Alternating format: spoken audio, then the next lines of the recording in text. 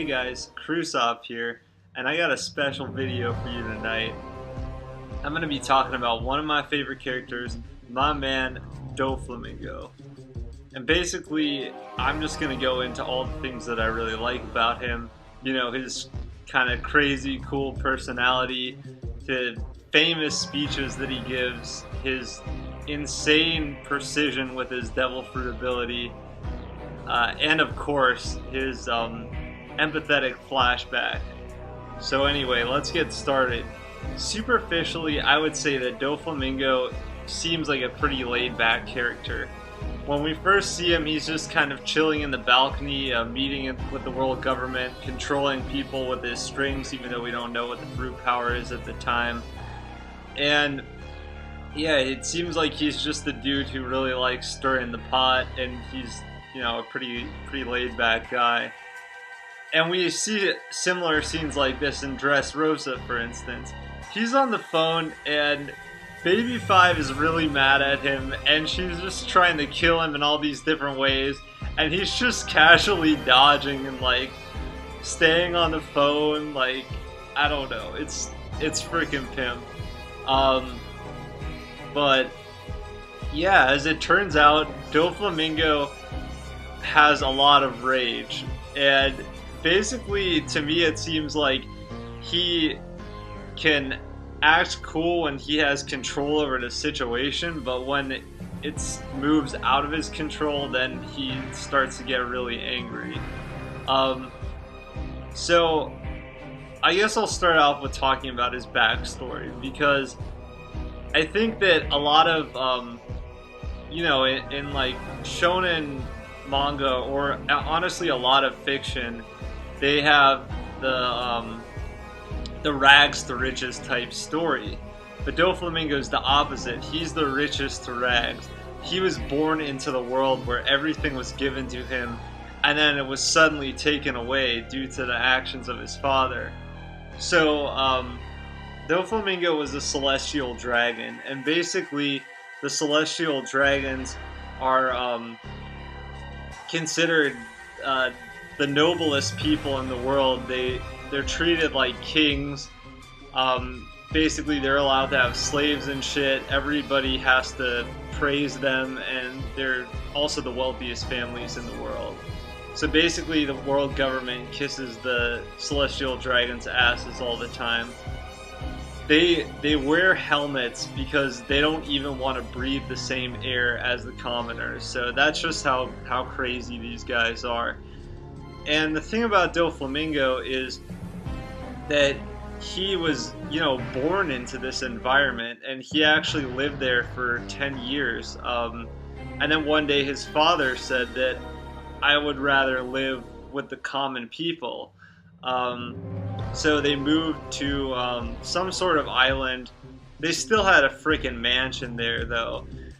And Doflamingo is like, you know, surprised at the lack of servants and how people are not obeying him at first, but it's fine. But yeah, then his dad, Donquixote Doflamingo, reveals that he is, you know, a former celestial dragon, and then the townsfolk just decide to exact revenge for all their anger on Doflamingo and his family. And the thing about Doflamingo that kind of separates him from his brother in the way that he handled this situation is that Doflamingo is a couple years older than his brother. So where Corazon lived for a small amount of time living the celestial lifestyle, he hasn't become as adapted to it, as used to it as Doflamingo has. And really, I think it just ultimately seemed really unfair when Doflamingo had, you know, his powers taken away from him. And, you know, obviously it's wrong to, you know, treat other people unequally, but I mean, just imagine, like, going from living this lifestyle to literally having to eat trash and having your mom die of some disease and your dad and your brother tortured. just because of stepping down from this really great position. Like, this is what insinuated all the rage in Doflamingo, and he actually kills his father and takes his head to Marie-Shaw to try and join back in. And of course, they're like, no. The second that you left the Celestial Dragons, you became a normal human, and humans are trash. So really, he's like living on the edge between two worlds, right? Because the humans, the normal people, they see him as one of these Celestial Dragons who's done all this horrible stuff to them in the past. But yeah, the Celestial Dragons see him as a normal human and trash. So he basically told Law and Luffy that knowing that he was stuck in hell, he decided that to make his goal to get revenge on the Celestial Dragons and everything that they hold dear. So his hatred and his motivation to, kind of not only get back to his comfortable lifestyle, but also take revenge on the Celestial Dragons, led him to do some crazy stuff. And he kind of did this under the guidance of Treble, who saw him using Conqueror's Haki as a kid, and he said that Doflamingo has the quality of a king. And I really like this description of using Conqueror's Haki. Like, we're gonna make him the king because he possesses King's Haki, essentially. And as I mentioned in my Conqueror's Haki theory video, I think that it was essentially this childhood trauma that allowed him to develop Conqueror's Haki, the disposition of a king. And so based on Doflamingo's past experiences, he has a lot of great speeches because he's kind of experienced both walks of life, honestly. So, first of all, in Marineford, when he's controlling one of the Whitebeard commanders, I believe it's Atlas, he says like, the Marines are good, pirates are evil, but that's only because of the way that the world defines it. Whoever will win this fight will ultimately make the rules and decide who's good and who's evil.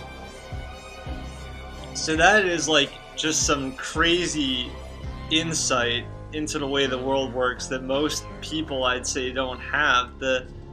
You can kind of rewrite history from the winner's side. You don't get to hear what it was like for the losers. So the textbooks, they might reflect like, oh, these pirates are so evil, but really, no, it's just because the Marines are the ones who have control and are writing the textbooks. So I think that this was a really powerful speech. And he also says that, kids who have seen war, view the world differently than kids who have seen nothing but peace. So I think that that's kind of reflecting on his own background and how the way his perception changed over time, how he had only really known the celestial lifestyle, and then it tanked him into, eating garbage and getting tortured by people who just want revenge. So yeah, that's one of his great quotes. So even though Doflamingo is, kind of focused on his own goals, you can kind of say that he's a self-centered guy. He does definitely have some empathy towards other characters, like Law, for instance.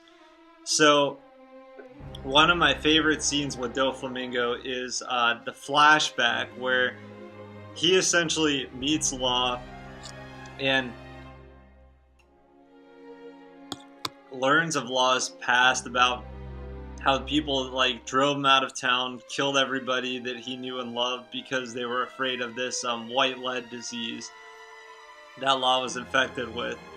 And he's just reading a book called Flavence, and it's covering his face, and then he's having a nightmare about when he was a child and all the people torturing him, and he's just sweating more and more. And then finally they shoot an arrow into his eye, and he wakes up and he just chugs a bottle of wine and just smashes it on the ground.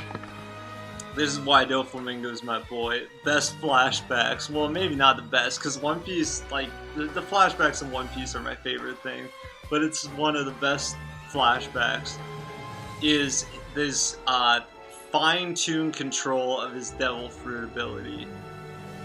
So he's the one, I believe, who was the first one to say that your devil fruit is what you make of it. And the thing is that Law uses radio knife, which literally tears apart his internal organs, and the dude uses his string fruit to stitch together back his organs and heal himself while he's on the ground.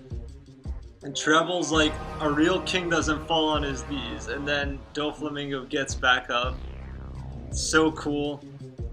He's also awakened, and he uses moves like the bird cage, where he just encompasses, you know, a whole entire area and makes it contract. He, you know, can obviously manipulate like rocks and stuff outside of his body with his awakened devil fruit, and he uses his strings to fly on clouds.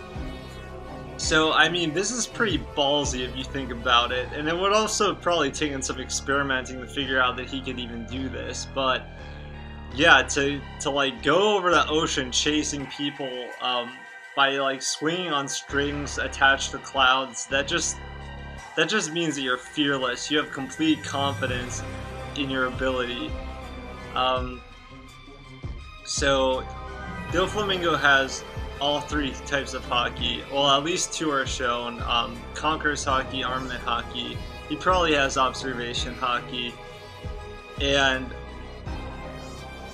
an interesting thing that people have speculated about him is that he's actually blind in one of his eyes, because he always wears glasses, and sometimes he reacts slower to moves coming in from one side, like when Sanji surprise kicked him when he was threatening to attack the Sunny. So anyway, yeah, Doflamingo is one of my favorite characters. Do I agree with the kind of shit that he's done, like killing his brother and father? No. But do I think that he's a horrible person? Not necessarily. I think that, you know, he, like Law and Baby 5, he likes to take in damaged people and make them part of his crew.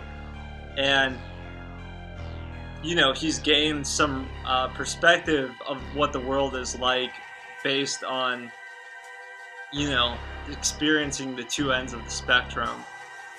So, yeah, Doflamingo, definitely top 3 favorite characters for me. I'm not even kidding. I love this guy. His freaking style, his speeches, like the one at Marineford, his use of devil fruit, and his flashback. I just, wow. I think that Doflamingo is an amazing character. And, you know, right now, just to end off the video, you know, kind of conclusion section, Doflamingo is an Impel down level 6. Jack tried to bail him out, and he had to fight with Suru and maybe Sengoku. I'm not sure about that. I forget who the exact Marines are, but yeah, he got riggedy wrecked.